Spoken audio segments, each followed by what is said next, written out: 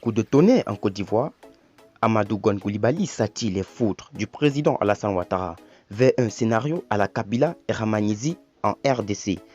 Pour plus de détails, après le générique. Avant de commencer, n'oubliez pas de vous abonner et d'activer la cloche de notification car cela va vous permettre de ne plus manquer les prochaines vidéos.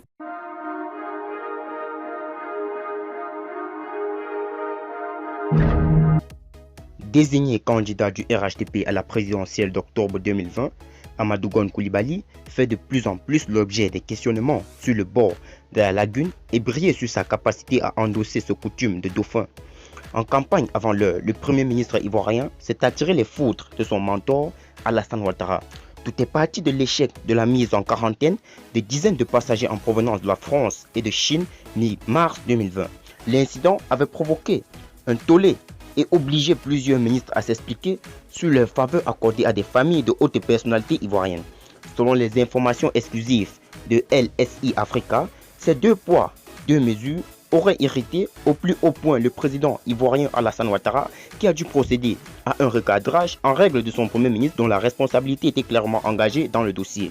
Le ton était ferme, nous avons confié notre source au sein du palais présidentiel ivoirien avant de poursuivre. Le président lui a dit des choses dans un langage clair. Cela ne devrait plus se reproduire car l'image renvoyée à l'opinion était désastreuse. Fin de citation.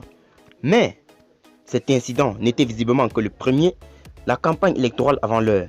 Des dons de porte à porte aux familles défavorisées avec des interviews réalisées par les pseudo-journalistes militants du RHDP, des sachets d'eau à l'effigie du candidat Amadou Gon Coulibaly, etc. Le don effectué, ça et là, au nom du premier ministre ivoirien, passe de plus en plus mal dans l'opinion au point de parvenir aux oreilles du chef de l'État ivoirien. Agacé, Alassane Ouattara a de nouveau interpellé son premier ministre sur cette récupération politique maladroite de ses partisans et menacé de servir. Si l'intéressé a d'abord nié toute implication dans ces initiatives, il a très vite été confondu par les rapports détaillés déposés sur le bureau d'Alassane Ouattara. Les rapports indiquent une implication stratégique et financière de Amadou Gon Coulibaly lui-même. Pris dans la masse, Amadou Gon Coulibaly a instruit ses services de communication de produire un communiqué pour tenter de déterminer le bad buzz. Trop tard. Soumaïla Koné est un vendeur de téléphones portables à Abobo. Ce militant de premières heures du RDR est révolté. C'est honteux ce qu'il fait. Il veut surfer sur la pauvreté des populations pour recueillir des voix. C'est contraire aux prescriptions du Coran. On ne lui pardonnera pas cette trahison. A-t-il lâché des épouses encombrantes? Elle était jusque-là méconnue du grand public.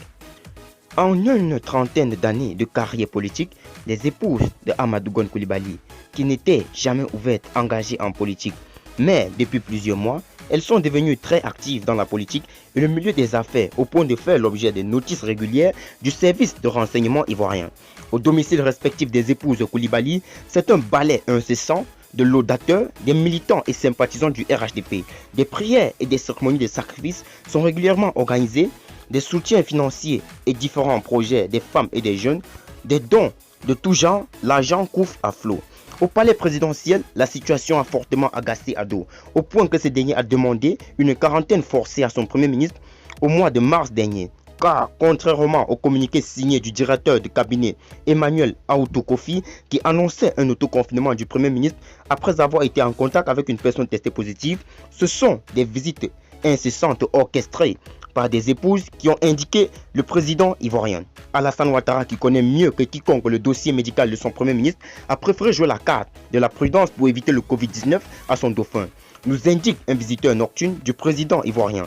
Erreur de casting. Plusieurs cadres influents du RHDP apportent publiquement leur soutien au successeur désigné du président de la République, Alassane Ouattara, depuis plusieurs semaines. Mais derrière les sourires et appels à la mobilisation, c'est la soupe à la grimace. Joint par téléphone, un cadre du RHDP a accepté de répondre à nos questions uniquement sous anonymat. Cet ancien ministre informel, Amadou Gon Coulibaly, manque de charisme. C'est une évidence. Il n'est pas rassembleur et sa communication l'enfonce chaque jour. Il n'a pas simplement l'étoffe, mais c'est le choix du président. Nous étions obligés de nous aligner, a-t-il conclu avec une pointe d'afeu de faiblesse. À 8 mois donc de l'élection présidentielle, Amadou Gon Coulibaly, dauphin désigné du président Alassane Ouattara, a du mal à convaincre. Communication, charisme, mobilisation, stratégie et projets politiques marquant le pas. Pendant ce temps, Laurent Gbagbo et Charles Blé Goudé sont toujours en attente d'un dénouement de leur procès et Guillaume Soro, leader des générations et peuples solidaires, est contraint à l'exil depuis le 23 décembre 2019. Des sources crédibles, on apprend que plusieurs cadres historiques du parti RHDP prédisent un avenir politique à la Ramazani à Amadou Gon Coulibaly. En effet, Emmanuel Shadari Ramazani fut le dauphin désigné de Joseph Kabila en RDC. Malgré les moyens colossaux dont il disposait, il n'a pas pu s'imposer lors de la présidentielle congolaise battue par Félix Tshisekedi. Amadou Gon Coulibaly et Ramazani, même destin, Ouettansi. Alexandre Meunier à Abidjan. Notez bien, les titres et les sous-titres sont de la rédaction.